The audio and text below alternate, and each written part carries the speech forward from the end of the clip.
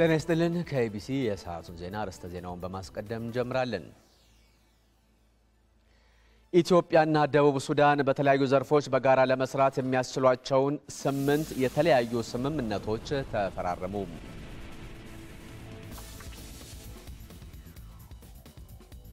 ከኛ ጋር ሆኑ ተመስገን በየነ ነኝ። ኢትዮጵያና ደቡብ ሱዳን በተለያዩ ዘርፎች በጋራ ለመስራት የሚያስችሏቸውን 8 የተለያዩ ስምምነቶች ተፈራረሙ። ከስምምነቶቹ አንዱ ኢትዮጵያ የነዳጅ ፍላጎቷን ከደቡብ ሱዳን እንድታገኝ የሚያስችላት ነው። ለተጨማሪው ደምስ መኩሪያው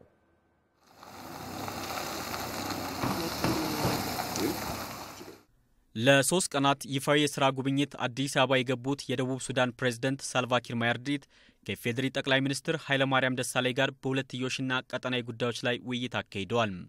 ሀገራቱ በመሰረተ ልማት ግንባታ፣ በንግድ፣ በጤና፣ በኢንፎርሜሽን ኮሚኒኬሽን እና ሚዲያ እንዲሁም በኃይል ልማት ዙሪያ በጋራ ለመስራት የሚያስችሏቸውን 8 የተለያዩ ስምምነቶች ተፈራርመዋል። ሁለቱ ሀገራት አሁን በጋራ የፈረሟቸውን ስምምነቶች ተግባራዊ ለማድረግም ሆነ በቀጣይ ሀገራቱ የሚያጋጥሟቸውን ችግሮች በጋራ ለመፍታትም መግባባት ላይ ደርሰዋል ተብሏል። በደቡብ ሱዳንና በኢትዮጵያ ሕዝቦች መካከል ያለውን የሕዝብ ለሕዝብ ግንኙነት የበለጠ ለማጠናከርና የሀገራቱን የሸቀጦች ልውውጥ ለማፋጠን እንዲቻልም የጋምቤላ ፓጋክ ፓሎግና የዲማ ራድ ቦማ ቦር አካባቢዎችን የሚያገናኙ 2 የአስፓልት መንገዶችን ለመገንባት ስምምነት ላይ መደረሱም ተገልጿል። We have already built roads to the border of South Sudan. We want to extend that road. በደቡብ ሱዳን ድንበር አካባቢ መንገዶችን ገንብተናል። ይሁን እንጂ እነዚህን መንገዶች ወደ ፓጋክና ፓሎግ ቀጣይነት እንዲኖራቸው መገንባት ይጠበቅብናል። በተመሳሳይ መልኩ ከዲማ እስከ ራድ ያለው መንገድ በግንባታ ላይ ሲሆን ይህንንም እስከ ቦማ ድረስ ግንባታውን በማራዘም ሁለቱን ሀገራት ማገናኘት ይገባናል። በዚህ መልኩ የሁለቱን ሀገራት ትስስር ማጠናከር እንችላለን። የመንገዶቹ መገንባት ኢትዮጵያ የነዳጅ ፍላጎቷን ከጎረቤት ሀገር ደቡብ ሱዳን ለማግኘት የምታደርገውን ጥረት እንደሚያግዝም ጠቅላይ ሚኒስትር ኃይለማርያም ደሳለኝ ተናግረዋል። We don't need to go to far distance to import oil while South Sudan is close by here with us. ደቡብ ሱዳን እዚህ ጎረቤታችን እያለች ነዳጅ ለማምጣት ሩቅ መሄድ የለብንም። ምንም እንኳን ይህ እቅድ ለብዙ ዓመታት ያሰብንበት ቢሆንም ተግባራዊ ግን ሳናደርገው የቆየ ነው። አሁን ግን መንገዶቹ ሲገነቡ ይህን እቅድ በተቻለ ፍጥነት ማሳካት እንችላለን። ኢትዮጵያ ከምትገነባቸው ትላልቅ የውሃ ኃይል ማመንጫ ግድቦች ለደቡብ ሱዳን ኃይል በመስጠት ትስስራችንን በጋራ ተጠቃሚነት መርህ ላይ እንዲሆን እንሰራለን። በሁለቱ ሀገራት የጋራ ድንበር ያለውን የጸጥታ የንግድና የመሰረተ ልማት ስራዎችን የበለጠ ለማጠናከርም ሀገራቱ የጋራ ድንበር አስተዳደር ኮሚቴ በተቻለ ፍጥነት እንደሚያቋቁሙ ተገልጿል። በደቡብ ሱዳንም ሆነ በቀጠናው የተከሰተው ድርቅ እያደረሰ ያለውን ቀውስ ለመቀልበስም ሀገራቱ በትብብር እንደሚሰሩ አስታውቀዋል። የዓለም አቀፉ ማህበረሰብና ሰብአዊ ድጋፍ የሚሰጡ ተቋማትም በድርቁ ምክንያት በቀጠናው ጉዳት ለደረሰባቸው የህብረተሰብ ክፍሎች ድጋፍ እንዲያደርጉ የሁለቱም ሀገራት መሪዎች ጠይቀዋል። South Sudan is already working with the international community.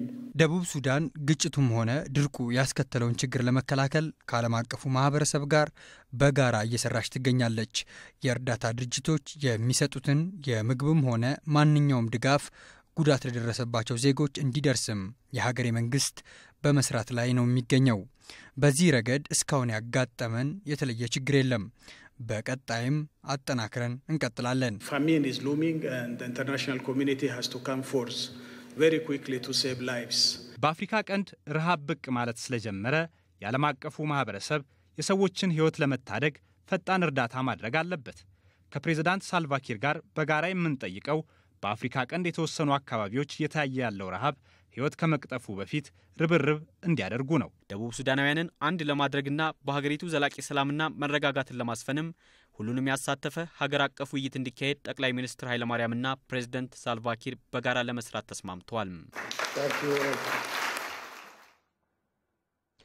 አሁን ያለው ትውልድ ድህነትን ለማሸነፍ በጀመረው ትግል አንጸባራቂውን የአድዋ ድል እየደገመ መሆኑን የኢፌዴሪ የመንግስት ኮሚኒኬሽን ጉዳዮች ጽህፈት ቤት ገለጸ። ጽህፈት ቤቱ የመንግስትን አቋም በሚተነትንበት ሳምንታዊ መግለጫው በ19ኛው መቶ ክፍለ ዘመን ማብቂያ ዘመናዊ ጦር የታጠቀውን የጣሊያን ወራሪ ጦር የኢትዮጵያ ጀግኖች በኋላ ቀር የጦር መሳሪያቸው ያሸነፉበት ድል በወራሪ ነጮች ላይ የተገኘ የመጀመሪያው የጥቁር ሕዝቦች ድል መባሉንም አስታውሷል። ጥቁር ሕዝቦች በባርነትና በቅኝ ግዛት ቀንበር ስር ይማቁ በነበረበት በዚያ አስከፊ ዘመን የተገኘው ይህ ድል ከአፍሪካም አልፎ የመላውን ጭቁን ሕዝቦች አንጸባራቂ ድልና የኩራት ምንጭ ለመሆን የበቃ የታሪክ አካል መሆኑንም ጽሕፈት ቤቱ በመግለጫው ላይ አትቷል። የዛሬው ትውልድም በማሽቆልቆል ጉዞ ላይ የነበረችውን ሀገሩን ለመታደግ በህዳሴ ጉዞ ውስጥ ታላቅ ድልን በማስመዝገብ ላይ ይገኛልን ብሏል። የመንግስት ኮሚኒኬሽን ጉዳዮች ጽሕፈት ቤት በሳምንታዊ መግለጫው በራስ አቅም ተአምር የሚባሉ ፕሮጀክቶችን ሰርቶ ማጠናቀቅ መቻሉ ለዚህ ማሳያ መሆኑንም ጽሕፈት ቤቱ ጠቅሷል። የአድዋ ድል ለጥቁር ሕዝቦች ነጻነት ምክንያት እንደነበረ ሁሉ ኢትዮጵያ አሁን እየተከተለችው ያለው ልማታዊ ዲሞክራሲያዊ ስርዓትም አፍሪካ በራሷ ፖሊሲ ማደግ እንደምትችል ያሳየ ነው። የአድዋ ድል የጥቁር ሕዝቦች መኩሪያ እንደሆነ ሁሉ ዛሬ ኢትዮጵያ የምትከተላቸው ፖሊሶች የድሃ ሕዝቦች አለኝታ ነው ብሏል መግለጫው። የኢፌዴሪ መንግስት ለኢትዮጵያ ብሔሮች ብሔረሰቦችና ሕዝቦች እንኳን ለ121ኛው የአድዋ ድል በዓል አድረሳችሁ እያለ የተጀመረው የህዳሴ ጉዞ ለነገው ትውልድ የሚተላለፍ የአሸናፊነት ምልክትና ቅርስ እንደሚሆን ያለውን ጽኑ እምነትም ገልጿል።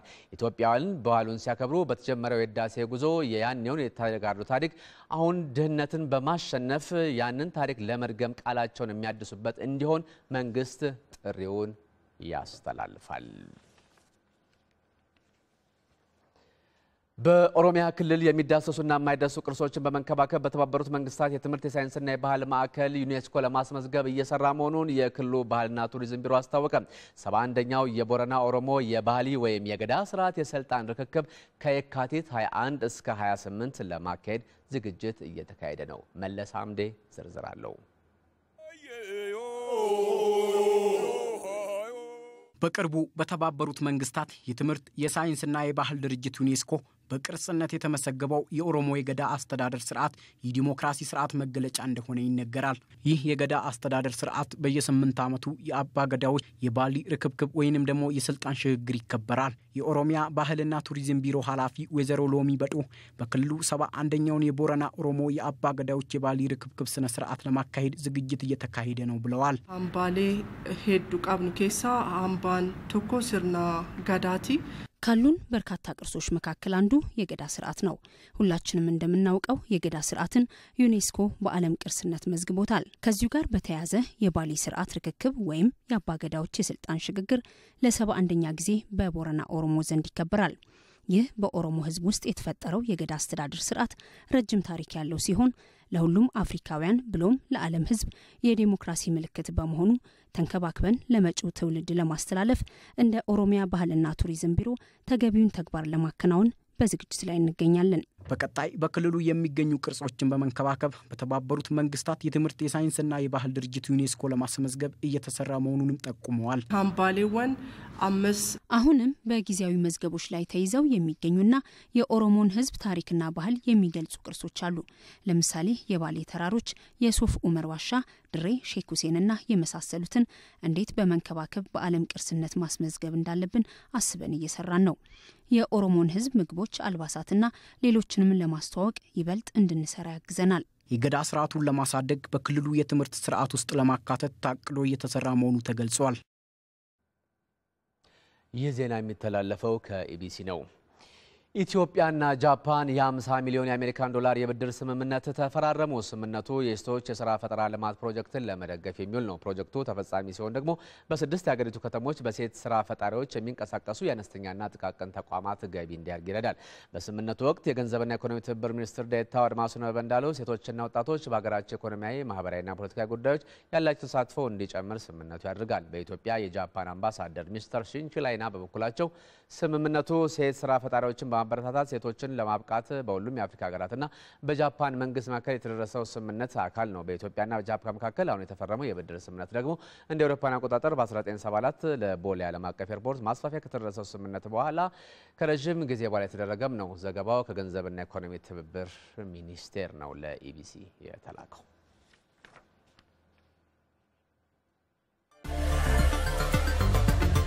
አይን ለአይን ፊት ለፊት እየተነጋገሩ በሐሳብ መዋዋጥና መገናኘት እጅግ በጣም አስፈላጊ ነው። አንድ ተሰብሳቢ ወደ ስብሰባ ሲሄድ ብናገኘውና ብንጠይቀው የት ነው የምትሄድ ስብሰባ በምን ጉዳይ አያውቀው።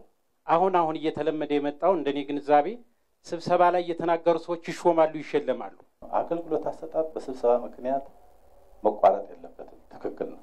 መቋረጥም ሊኖርበት ከሆነ በታወቀና በታቀደ መንገድ መሆን አለበት ነው። ስብሰባ የስራችን ዋና ነጥብ ሆኖ ስብሰባ የሚመራበት አሰራር አለ ወይ? ከተሰብሳቢዎች መረጣ ጀምሮ ነው የስብሰባው መሪ ከፍተኛ ጥንቃቄ ማድረግ ያለበት። በጣም የተመጠነ ውጤታማ የሆነ ቀልጠፍ ያለ ስብሰባ መሆን አለበት። ይሄን አመራር ስብሰባ የሚመራ አመራር በቂ ዝግጅት አድርጎ ታቅዶ የሚፈጸም መሆን አለበት።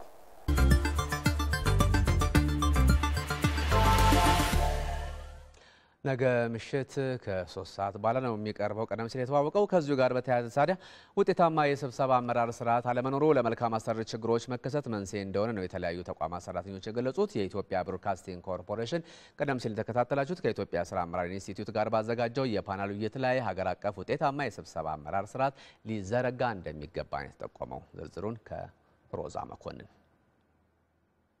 ሀገራዊና ተቋማዊ ውሳኔዎችን በጋራ ለማሳለፍ ግልጸኝነትና መግባባትን ለመፍጠር እንዲሁም ስራዎች ውጤታማ በሆነ መልኩ እንዲፈጸሙ ለማድረግ ስብሰባ ትልቁን ድርሻ ይወስዳል። ይህ እንዲሆን ግን የሚካሄዱ ስብሰባዎች ብቁና ውጤታማ የስብሰባ አመራርን የተከተሉ ሊሆኑ ይገባል። ከዚሁ ጋር ተያይዞ የኢትዮጵያ ብሮድካስቲንግ ኮርፖሬሽን ከኢትዮጵያ ስራ አመራር ኢንስቲትዩት ጋር በመተባበር የፓናል ውይይት አካሂዷል። የፓናል ውይይቱ ውጤታማ የስብሰባ አመራር እጥረቶችና እየፈጠሩ ያሉት የመልካም አስተዳደር ችግሮች ላይ ትኩረቱን አድርጓል። በአወያዮቹም የመነሻ ሀሳብ ቀርቧል። በተለይ የስብሰባው መሪ ላይ ብዙ ኃላፊነቶች አሉበት። መጀመሪያ ማቀድ አለበት። ስለ ስብሰባው እቅድ ያስፈልጋል። በቋሚነት ድንገተኛ ስብሰባ መኖር የለበትም። አንድ ስብሰባ መጀመሪያ ነገር ዓላማ ሊኖረው ይገባል። ሰብሳቢው ህጎቹን አውቆ በህጉ መሰረት ማወያየት፣ መቆጣጠር ያስፈልገዋል። ተሰብሳቢዎችም እንዲሁ የሚጠበቅባቸው ኃላፊነት አለ። በውይይቱ የተዳሰሱ መነሻ ሀሳቦችን ተከትሎም ከተለያዩ ተቋማት የተጋበዙ ተሳታፊዎች ውጤታማ የስብሰባ አመራርና ጥረቶችን በተመለከተ አስተያየታቸውን ሰንዝረዋል። ስብሰባዎቻችን አሰልቺዎች ናቸው በአብዛኛው። ስለዚህ ችግር አለባቸው ማለት ነው። አንድ ሁለት ስብሰባ ላይ ጥሩ የተናገረ ሰው ካለ ለሹመት ወይም ለሌላ ስለሚታጭ ይሄ ሰው ሁሉ ጊዜ መናገር አለብኝ ብሎ መድረኮቹን የማያዝ የመልካም አስተዳደር ችግር ለመፍታት ሰውየው ቦታው ላይ የለም። የት ነው የሄደው? ስብሰባ ላይ ነው ያለው። ተሰብሳቢ በፊት አመራሩ መገኘት አለበት ፍሮንት ላይን ላይ። በእኛ ልምድ ግን ምንድነው ተሰብሳቢ ገባ አልገባም ተብሎ እየተደወለ ቼክ እየተደረገ አሁን ሞልቷል ሲባል ይመጣል። ስብሰባ ተጠርቶ ጌም የሚጫወታል፣ ስብሰባ ተጠርቶ ፌስቡክ የሚጫወታል። የሚጠራው ሰው ዓላማ ያለው ነው ወይ አይደለም? አንዱ ድርጅት ስላደረገው ብቻ ሁሉም ድርጅት በተመሳሳይ ስብሰባ ባደረገ ቁጥር ቲሸርት የሚያሳትም ከሆነ ይሄ በጣም ስህተት ነው። እንደ ሀገር አዲስ ውጤታማ የስብሰባ አመራር ስርዓት ሊዘረጋ እንደሚገባ የጠቀሰው የኢትዮጵያ ስራ አመራር ኢንስቲትዩት የአቅም ግንባታ ስራዎች አስፈላጊ ናቸው ብሏል። ስልጠና ደረጃ ምክንያቱ የክህሎትና የእውቀት ችግር ነው። የስብሰባ ችግር የሚፈቱ ኮርሶች አዘጋጅቶ እሱን በቀጣይነት መስጠት ይጠይቃል። የፐብሊክ ሰርቪስና የሰው ሀብት ልማት ሚኒስቴር በበኩሉ የተስተካከለ የስብሰባ አመራር ስርዓት ባለመኖሩ ተገልጋዮች ለመልካም አስተዳደር ችግሮች መጋለጣቸውን ጠቁሟል። ይህን ለመቅረፍም ሀገር አቀፍ የስብሰባ አመራር ማኑዋል በመዘጋጀት ላይ ነው። ስብሰባ ምን ያደርጋል የሚል አመለካከትም እየተፈጠረ ስላለ ስብሰባው ያስፈልጋል።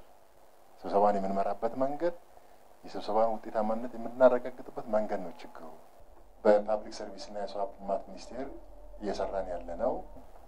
የስብሰባ አመራር ማኑዋል ሊኖረን ይገባል። ይሄ ቀልጠፍ ያለ ስብሰባው እንዴት እንደሚመራ፣ የስብሰባ ውሳኔዎች ተፈጻሚነታቸው እንዴት እንደሚደረግ፣ እነዚህ ላይ ደግሞ ያሉ ጉለቶች ካሉ እንዴት የታረሙ እንደሚሄዱ ይሄን በተሟላ መልኩ የያዘ ማኑዋል ሊኖረን ይገባል ብለን እየሰራን ነው።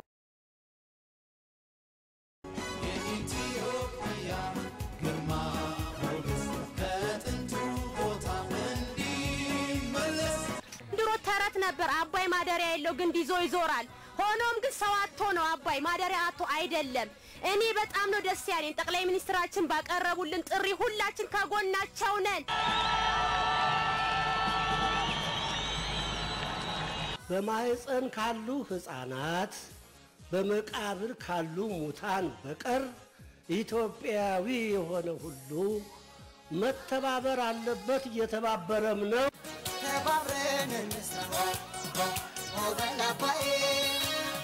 አባይን በጋራ እስካሁን በክፍል ያወጣሁት 10 ብር ነበር የተወሰነው እኔ 5 እጥፍ አድርጌዋለሁ። እንሂድ ወደ አባይ እንውጣ በደቦ ወዴት ይደረሳል በአንድ በሬ ስቦ ቦንድ በመግዛትና መዋጮን በማድረግ የበኩላችንን ሚና እንጫወታለን።